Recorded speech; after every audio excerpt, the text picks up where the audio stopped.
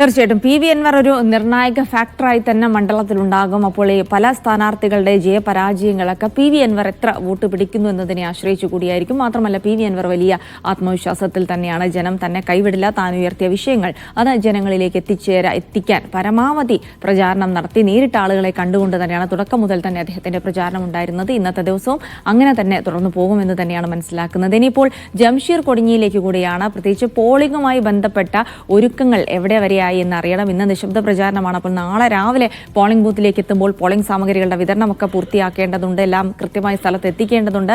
അപ്പോൾ അതുമായി ബന്ധപ്പെട്ടുള്ള തയ്യാറെടുപ്പുകളൊക്കെ എങ്ങനെ പുരോഗമിക്കുന്നു എന്ന് കൂടെ അറിയാം. Jamsheer, good morning. എങ്ങനെയാണ് പോളിംഗ് സാമഗ്രികളുടെ വിതരണമൊക്കെ എത്ര മണിക്ക് തുടങ്ങും? എല്ലാ ഒരുക്കങ്ങളും പൂർത്തിയായി കഴിഞ്ഞോ നിലമ്പൂരിൽ?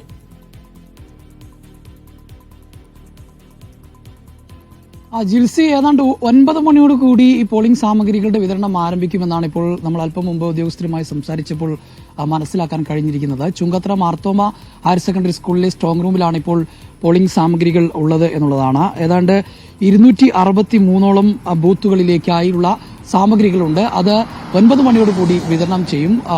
ഏതാണ്ട് 2000-ഓളം വരുന്ന ഉദ്യോഗസ്ഥർ അല്ലെങ്കിൽ പോളിംഗ് നിയന്ത്രിക്കാനുള്ള ഉദ്യോഗസ്ഥർ ഉണ്ട് എന്നാണ് നമുക്ക് മനസ്സിലാക്കാൻ കഴിയുന്നത്.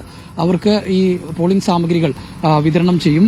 അതുമായി ബന്ധപ്പെട്ടുള്ള നടപടിക്രമങ്ങൾ 9 മണിയോട് കൂടി ആരംഭിക്കുമെന്നാണ് ഉദ്യോഗസ്ഥർ പറഞ്ഞിട്ടുള്ളത്. നാളെ രാവിലെ കൂടി നിലമ്പൂർ തെരഞ്ഞെടുപ്പിലേക്ക് കടക്കുകയാണ്. അപ്പോൾ അതിന് മുന്നേ തന്നെയായി ഈ സാമഗ്രികളെല്ലാം തന്നെ വിതരണം ചെയ്യേണ്ടതുണ്ട്. അത് പരിശോധിക്കേണ്ടതുണ്ട്. ഓരോ ഉദ്യോഗസ്ഥർക്കും ഓരോ ഇലക്ട്രിക് സാമഗ്രികൾ ലഭിക്കുമ്പോൾ കൃത്യമായി അത് പരിശോധിച്ച് അത് കേടുപാടുകളില്ല എന്ന് ഉറപ്പുവരുത്തിയതിനു ശേഷമായിരിക്കും അവർ അത് ഏറ്റുവാങ്ങുക. തുടർന്ന് അവർക്ക് നിശ്ചയിച്ചിട്ടുള്ള ഓരോ ഇടങ്ങളിലേക്ക് അവർ പോകും എന്നുള്ളതാണ്. ഏതായാലും ഇപ്പോൾ 9 മണിയോട് കൂടിയായിരിക്കും സാമഗ്രികൾ വിതരണം ചെയ്യുക. Chungathara Marthoma government higher secondary സ്കൂളിലാണ് ഇപ്പോൾ സ്കൂളിലെ സ്ട്രോങ് റൂമിലാണ് ഇലക്ട്രിക് ഉപകരണങ്ങൾ ഉള്ളത്. അവിടെ നിന്നാണ് വിതരണം ആരംഭിക്കുന്നത്.